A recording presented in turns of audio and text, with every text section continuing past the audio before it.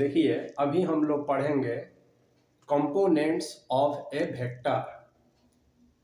किसी स्पेस में अगर कोई वेक्टर दिया है तो उसके कंपोनेंट्स का क्या मतलब है, ये हम लोग सीखेंगे। जैसे कि आप जानते हैं कि अगर हम एक 3 डायमेंशनल स्पेस लें जिसमें ये x होता है, ये y एक्सिस और ये z एक्सिस से हम इसे रिप्रेजेंट करते हैं और यह ओरिजिन होता है। अब मान लिया जाए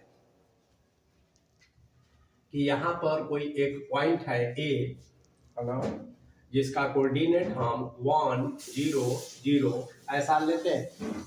दूसरा जो पॉइंट है यहाँ पर मान लिया जाए कि B है और इसका कोऑर्डिनेट हम 0 1 0 ऐसा लेते हैं। फिर यहाँ पर ये C है जिसका कोऑर्डिनेट 0 0 और 1 ऐसा लेते हैं। तो ये 3 डायमेंशनल ज्योमेट्री से हम जानते हैं पहले से कि x एक्सिस पर का y और z कोऑर्डिनेट 0 होता है, y एक्सिस पर का x और z कोऑर्डिनेट 0 होता है तथा z एक्सिस पर का x और y कोऑर्डिनेट 0 होता है। और ये जो 1 है ये लेंथ को बताता है, मैग्नीट्यूड को बताता है OA के बारे में। तो हम देखते हैं कि 3 पॉइंट हम ले लेते हैं कि लेट A क्या 1 0 0, B 0 1 0 और C 0 0 1, ये 3 पॉइंट्स है। तो लेट A B 3 पॉइंट्स ऐसा हम लिख लेंगे ऑन द एक्सेस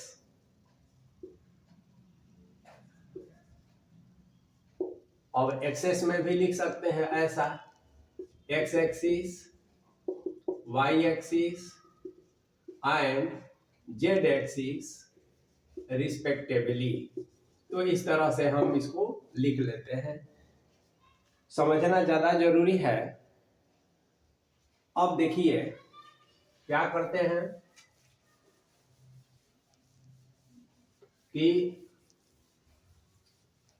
ये जो हमारा वेक्टर OA है, ये जो वेक्टर OB है और ये जो वेक्टर OC है, तो इसका मैग्नीट्यूड जो है 1 यूनिट है। तो मैग्नीट्यूड को रिप्रेजेंट करने का तरीका आप जानते हैं, है ना। तो मॉडुलस ऑफ OC 1, यानी कि वेक्टर OC का जो मैग्नीट्यूड है वो 1 है, यूनिट है। तो इसीलिए इसका नाम हम लोग यूनिट वेक्टर भी कहते हैं। तो इसका मतलब है कि द वेक्टर्स, है ना, OA OB एंड OC, है ना, each having magnitude, each having magnitude 1, यानी कि यूनिट, है ना, सभी का मैग्नीट्यूड जो है 1 है, are called unit vector. Unit vector. तो unit vectors along x axis, y axis and z axis respectively, z axis respectively. अब देखिए हम इसे डिनोट करते हैं I J और K के द्वारा।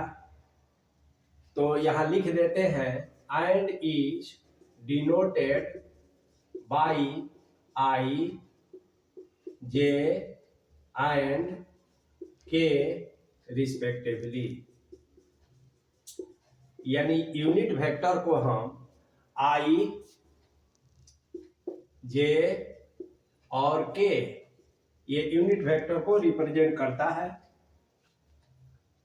यूनिट वेक्टर जिसका मैग्नीट्यूड 1 हो, तो आई जे के, तो ये हो गया कि स्पेस में यूनिट वेक्टर को हम कैसे रिप्रेजेंट करते हैं। तो 3 डायमेंशनल स्पेस जब हम लेते हैं तो उसमें ये काम करते हैं। अब देखिए, अब मुख्य जो टॉपिक है कंपोनेंट्स ऑफ ए वेक्टर्स। अब इसको समझने के लिए आप जब आई जे के समझ गए तो अब कंपोनेंट समझना आसान हो जाएगा। आइए इसको अब देखा जाए। तो एक हम 3 डायमेंशनल स्पेस लेते हैं, है ना, ऐसे और ऐसे।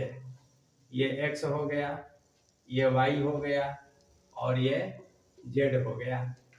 इस 3 डायमेंशनल स्पेस में मान लिया जाए कि ये P एक पॉइंट है जिसका कोऑर्डिनेट x, y और z है। तो इस P का पोजीशन वेक्टर, तो पोजीशन वेक्टर हमेशा जो है ओरिजिन से लिया जाता है, तो ये ओरिजिन हो गया और आपने यहाँ से पोजीशन वेक्टर दिया OP, तो हम इसको R से भी डिनोट कर सकते हैं। तो OP जो है पॉइंट P का क्या हुआ, पोजीशन वेक्टर हुआ। देखिए लिख भी लीजिए, consider OP is equal to R the position vector of P x y z, है ना। तो ये पॉइंट का पोजीशन वेक्टर हो गया। हमें इस वेक्टर का कंपोनेंट्स निकालना है। तो कंपोनेंट्स कैसे, तो along x axis, along y axis and along z axis. तो ये कैसे हम निकालेंगे, यही हम लोग को सीखना है। और मान लिया जाए कि यहाँ पर Q एक पॉइंट हो गया, यहाँ पर मान लिया जाए कि R कोई एक पॉइंट हो गया, यहाँ पर मान लिया जाए कि S कोई एक पॉइंट हो गया। तो अब देखिए ध्यान से, हम क्या करते हैं कि इस Q से एक इस OY के पैरेलल एक हम लाइन जो है ऐसे ऐसे ऐसे ऐसे ड्रॉ कर देते हैं, और यहाँ से एक हम इस तरह से परपेंडिकुलर डाल देते हैं, इसको हम P1 कहते हैं, इसकी जरूरत नहीं है। तो ये हुआ PP1, ये Z एक्सिस के पैरेलल हो गया, ठीक है। अब देखिए इस P को थोड़ा और लिखते हैं नीचे कि कुछ फिगर बनाने में कोई दिक्कत नहीं। तो x y z P का ये कोऑर्डिनेट हुआ। अब देखिए हम यहां से ऐसे लेते हैं और QP के बराबर और इसके पैरेलल एक ऐसा लाइन हम ड्रॉ कर देते हैं।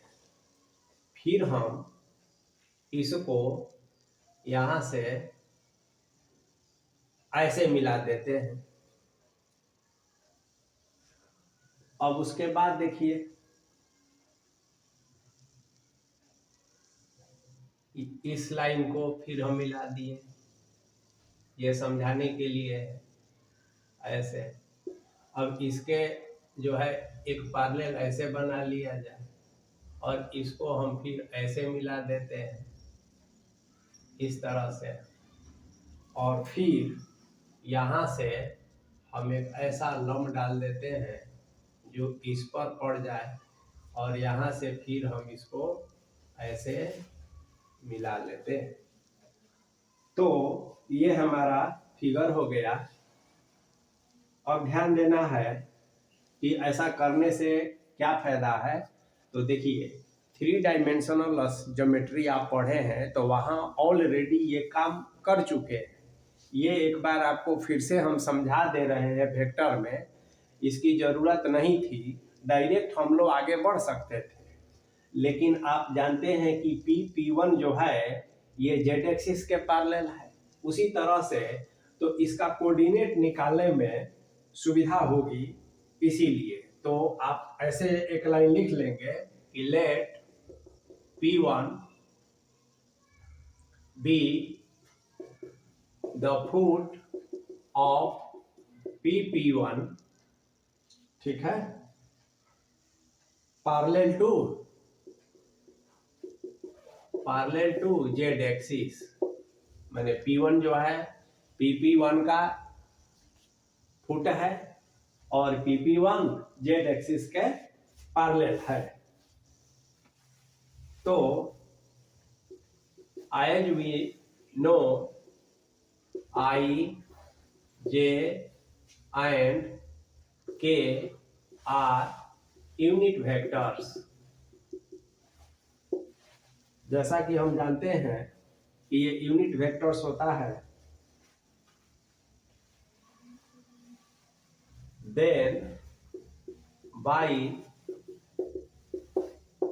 definition of coordinates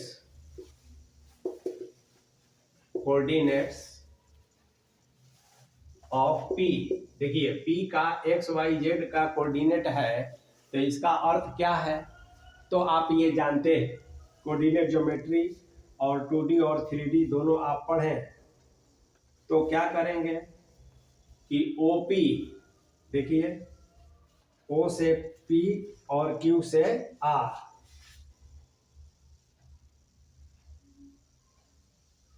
तो ये P1 वेक्टर P1 ये वेक्टर किसके बराबर है, तो QR के बराबर है। और QR कितना है, तो देखिए इसका एलोंग जो वेक्टर है इसको हम x अगर मैग्नीट्यूड मानते हैं OQ को, ठीक है, तो इसको I लगा दीजिए, तो ये वेक्टर हो गया। फिर उसी तरह से यदि OS को हम, तो YJ हो गया, और इसको यदि मानते हैं हम तो ZK हो गया। अब इसको ऐसे समझिए, OQ is equal to x है, तो वेक्टर OQ बराबर XI हो गया, क्योंकि x एक्सिस के एलोंग I जो है यूनिट वेक्टर होता है। उसी तरह से अगर OS को आप Y मानते हैं तो वेक्टर OS जो है ना, क्या हो जाएगा, YJ। और सिमिलरली यदि OR को आप Z मानते हैं तो वेक्टर OR ZK हो जाएगा। तो देखिए ध्यान से, ये ZK है और यह जो PP1 है यह इसके इक्वल है और पैरेलल भी है, तो इसका मतलब है कि ये जो डिस्टेंस है वो ZK होगा। तो हम PP1 को QR लिख सकते हैं और उसी तरह से इसको हम ZK कह सकते हैं। अब इसी तरह से सिमिलरली इस पूरे फिगर में हम QP1 कहेंगे। अगर देखिए QP1 तो ये किसके बराबर होगा, तो OS के बराबर होगा, और OS को हम XI कह देते हैं, सॉरी YJ कह देते हैं। OS देखिए यहाँ YJ है। और फिर उसी तरह से यदि हम OQ की बात कहें तो OQ XI के तो बराबर यही हुआ है। तो देखिए OQ हो गया, तो इसका कोऑर्डिनेट हमें पता हो गया कि x एक्सिस से कितना दूरी पर, y एक्सिस से कितना दूरी पर, और z एक्सिस से कितना दूरी पर ये है। अब कोऑर्डिनेट निकल गया, तो अब इसको ध्यान से समझने की जरूरत है। आइए इसको हम जगह बनाते हैं। कैसे हम कंपोनेंट्स निकालते हैं आर का, हम लोग यही सीख रहे हैं। चलिए, तो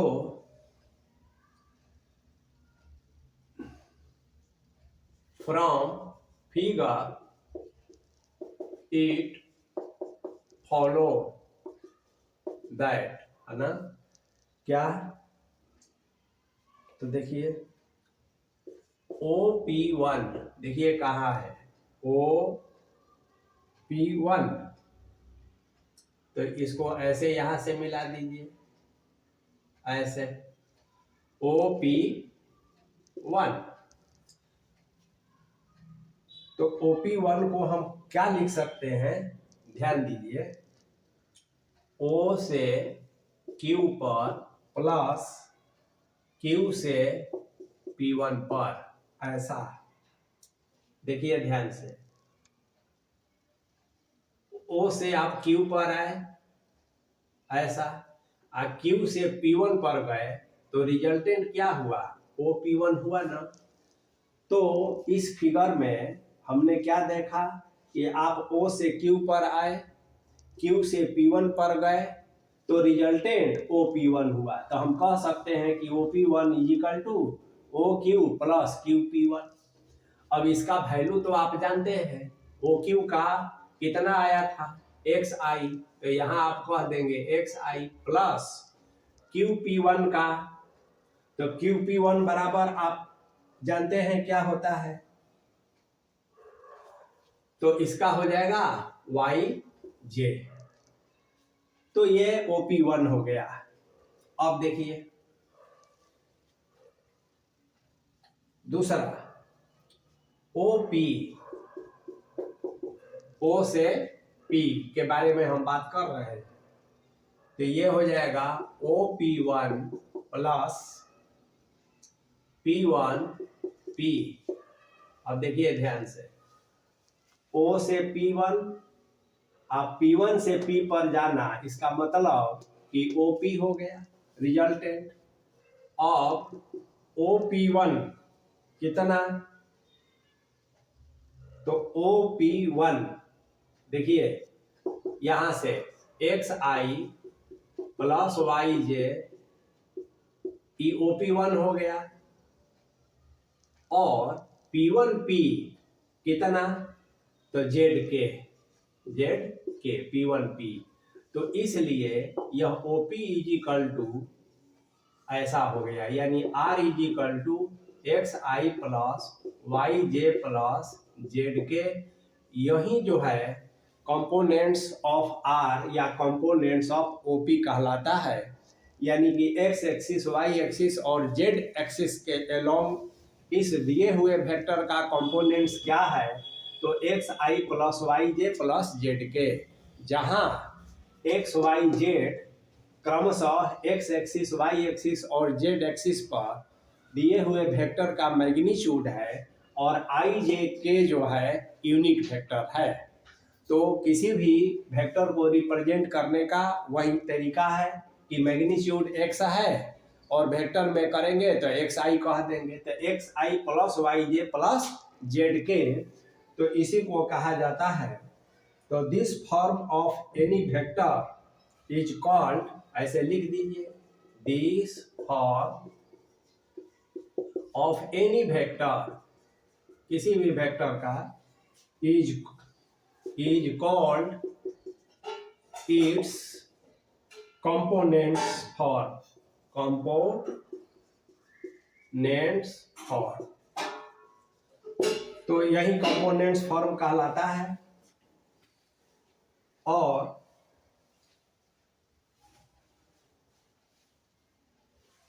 here x y z are scalar components, है ना, x y z are scalar components, x y and x I y j and z k are vector components, vector components। तो अकेले एक्स वाई जेड को कहेंगे तो scalar components हो गया, और बाकी को कहेंगे तो एक्स आई वाई जे और जेड के को। ठीक है, कभी कभी ये जो स्केलर कंपोनेंट्स है ना, इसको इसके बदले में आपको रेक्टेंगुलर कंपोनेंट्स भी कहा जाता है, रेक्टेंगुलर कंपोनेंट्स। ठीक है, अब देखिए आगे देखते हैं। अब इसके आधार पर वेक्टर के और बहुत सारे जो रूल्स हैं, नियम हैं, आपको सीखने को मिलेगा, और उसको सीखने में आपको बहुत सहूलियत मिलेगी इस कंपोनेंट का जो कंसेप्ट है उसके माध्यम से। अब एक बात है कि जैसे आपने लिखा OP is equal to R is equal to X I plus Y J और प्लस जेड के, तो अब हम देखते हैं कि इस वेक्टर का मैग्नीट्यूड कैसे हम निकालेंगे। तो देखिए, मैग्नीट्यूड निकालने के लिए भी हमारे पास एक, देखिए ट्रायंगल हम लेते हैं OQP1, है ना, OQP1।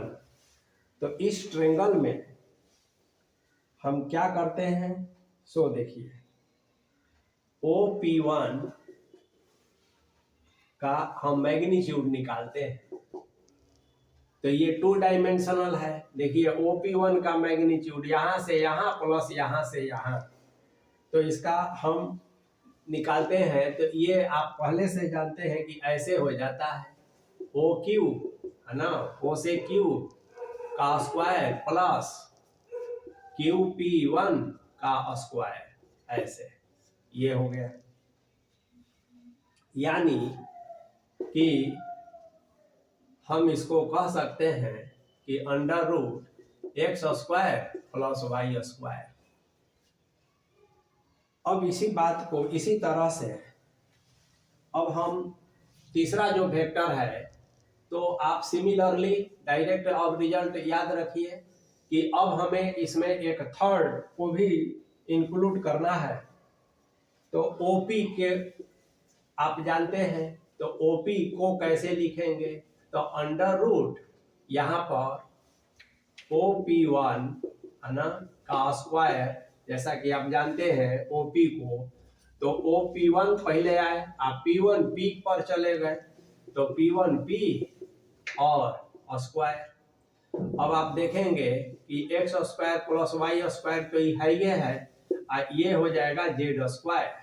तो इसलिए मॉडुलस ऑफ वेक्टर OP का फॉर्मूला हुआ है ना, X square plus Y square plus Z square.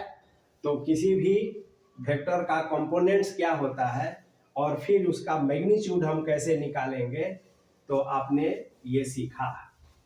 तो ये तय हो गया कि जब भी हमें R का स्पेस में कोई वेक्टर दिया हुआ हो पॉइंट, तो उसका पोजीशन वेक्टर पहले हम निकालते हैं, और फिर उसका हम अब कंपोनेंट्स भी निकाल लेते हैं, फिर उसका हम मैग्नीट्यूड भी निकाल लेते हैं। तो हम कह सकते हैं कि R is equal to X I plus Y J plus Z K और is equal to root X square plus Y square plus Z square. तो इस रिजल्ट को आपको ध्यान में रखना होगा। अब देखिए, मान लिया जाए कि हम अब 2 वेक्टर लेते हैं। अब इस थ्योरम के आधार पर, कंपोनेंट्स के आधार पर, अब देखिए कैसे हम वेक्टर को let vector A is equal to, कोई 2 वेक्टर हम ले लेते हैं, है ना, A1 I plus A2J plus A3K, ये वेक्टर है, and vector B is equal to B1I plus B2J plus B3K, ये 2 वेक्टर ले लेते हैं। अब देखिए, नाउ हम vector A plus vector B को ऐड करते हैं। तो ऐड करने का तरीका क्या है कि आई का आई के साथ, जे का जे के साथ और के का के साथ हम ऐड करते हैं। तो आई और आई तो यहाँ हो जाएगा, डायरेक्ट हम कह देते हैं a1 b1 और यहाँ आई हो गया, प्लस a2 प्लस b2 यहाँ जे हो गया, और a3 प्लस b3 यहाँ पर के हो गया। तो इस तरह के जो वेक्टर्स हैं इसको ऐसे हम ऐड करेंगे। अब अगर हमको सब्ट्रैक्ट करना है तो a माइनस बी, तो a1 माइनस b1 है ना, आई प्लस a2 माइनस b2 ये जे हो गया, प्लस a3 माइनस b3 ये के हो गया। तो ये डिफरेंस ऑफ वेक्टर्स हो गया।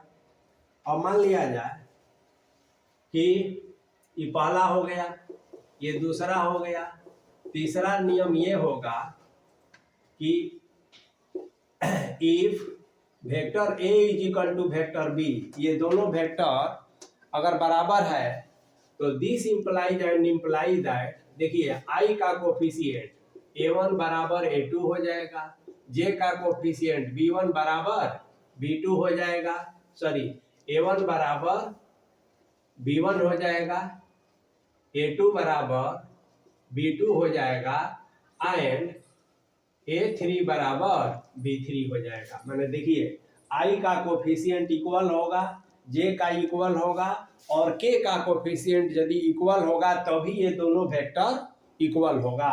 तो यदि ऐसा होगा तो ये, और यदि ऐसा होगा तो ये, तो इसको ध्यान में रखना है। फिर देखिए, मान लिया जाए कि हम कहते हैं चौथा कि लेम्डा और वेक्टर ए है, तो हम इसको ऐसा लिख सकते हैं कि लेम्डा ए है ना 1 ऐसे आई प्लस लेम्डा a2 ऐसे जे प्लस लेम्डा a3 के, इस तरह से इसको हम रिप्रेजेंट कर सकते हैं। और देखिए एक होता है इसमें डिस्ट्रीब्यूटिव लॉ, तो ये कोई नया नियम नहीं है। मान लिया जाए कि ए कोई वेक्टर हो, ए और बी कोई वेक्टर हो तथा के और एम, के एंड एम स्केलर हो, तो क्या हो, देखिए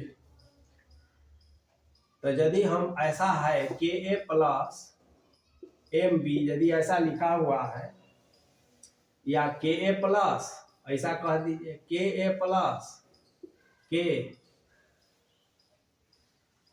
या एम कहिए पहले, के ए प्लस एम ए, तो हम इसको ऐसा लिख सकते हैं के प्लस एम और ए को यहाँ कह देंगे। तो ऐसा ये नियम है, कर सकते हैं। जैसे के अगर है और एम ए है तो इसको हम के एम और यहाँ ए लिख सकते हैं। अगर मान लिया जाए कि के यहाँ है और vector A plus vector B ऐसा है तो इसको के ए प्लस के बी ऐसा लिख सकते हैं। तो ये डिस्ट्रीब्यूटिव जो रूल है वेक्टर में भी उसी तरह से लागू होगा, इसमें कोई नई बात नहीं है। अब देखिए, जब इस फॉर्मेट में वेक्टर दिया हुआ हो कंपोनेंट्स के फॉर्मेट में, तो दो वेक्टर को पैरेलल होने यानी कि कोलिनियर होने के लिए क्या करना होगा, तो आप जानते हैं कि दो वेक्टर कोलिनियर कब होते हैं। तो देखिए, आप अगर ए कोई वेक्टर है और इसमें कोई भी लेम्डा स्केलर लगा दीजिए तो आप जानते हैं ये दोनों वेक्टर कोलिनियर होता है। ये scalar multiplication of A vector lambda, lambda एक स्केलर है ना, तो लेम्डा का वैल्यू कुछ भी हो सकता है।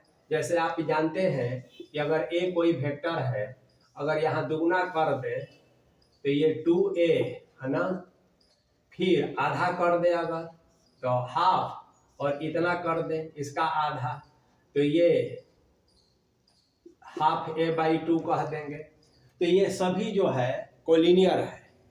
और इसका मतलब ये है कि अगर किसी वेक्टर a में हम कोई लेमडा से अगर मल्टीप्लाई कर दिए तो ये दोनों ही वेक्टर कोलिनियर होगा, यानी कि या तो पैरेलल होगा या कोइंसाइड करेगा। तो अब कोलिनियर की पहचान क्या है? मान लिया जाए कि a और b, लेट यही वाला a और b दो वेक्टर है, तो ये वेक्टर कोलिनियर कब होंगे? तो कोलिनियर होने के लिए वेक्टर b बराबर अगर हम लेमडा a ऐसा कह दें तो कोलिनियर हो जाएगा। और b का वैल्यू क्या है? तो b1i plus b2j plus b3k ऐसा। और यहाँ लेमडा हो गया a1i प्लस है ना a2j प्लस a3k ऐसा। अब इसको ऐसे कर दीजिए, lambda a1i plus lambda a2j plus lambda a3k ऐसा। और ये तो जैसे था वैसे हो गया, b1i plus b2j plus b3k, ये जो का त्यों हो गया।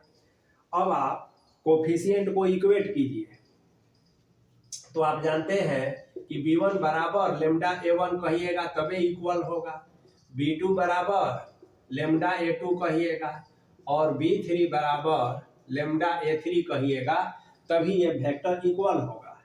तो इसलिए ध्यान दीजिए, b1 बाई a1 कहिए तो लेमडा हो जाएगा, फिर b2 बाई a2 कहिए तो लेमडा हो जाएगा, और b3 बाई a3 कहिए तो लेमडा हो जाएगा।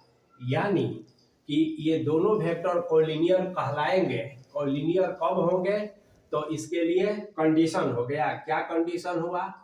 तो कोलिनियर होने का कंडीशन हुआ कि b1 बाई a1 बराबर b2 बाई a2 बराबर b3 बाई a3 बराबर लेमडा, जहां ये कोई भी कांस्टेंट या स्केलर है, कुछ भी हो सकता है।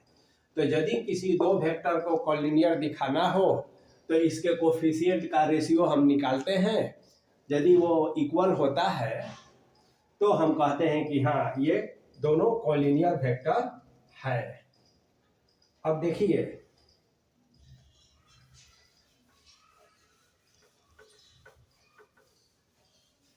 कभी कभी जैसे वेक्टर लिखा हुआ है r, ये xi है, yj है और zk है ऐसा। तो ये xyz या हम a ही लिखते हैं, a1i plus a2j plus a3k। तो जब भी इस तरह का रिप्रेजेंटेशन होगा तो ये a1 a2 a3 है ना, इसको हम लोग डायरेक्शन रेशियो भी कह सकते हैं। और यदि हम डायरेक्शन कोसाइन की बात करें तो L, M और N के टर्म्स में वेक्टर का रिप्रेजेंटेशन ऐसे हो जाएगा, Li प्लस Mj प्लस है ना Nk ऐसा। एलिमेंट जहां डायरेक्शन कोसाइन है। अब डायरेक्शन रेशियो और डायरेक्शन कोसाइन प्रोपोर्शनल होते हैं, तो यदि हमें डायरेक्शन कोसाइन प्राप्त करना हो तो डायरेक्शन रेशियो हमें चाहिए। अब इसका रिलेशन आप जानते हैं, यानी कि ये जो वेक्टर का कंपोनेंट्स है तो इसके आधार पर हम ये वेक्टर के जो कुछ मुख्य प्रॉपर्टीज है और जो रूल्स है उसको हम लोगों ने सीखा। अब आगे इसका और भी एप्लीकेशन है, तो फिर हम लोग अब नेक्स्ट क्लास में फिर वेक्टर में आगे के जो थ्योरी है उसके बारे में पढ़ेंगे और उसके बाद फिर हम लोग प्रॉब्लम सॉल्व करेंगे।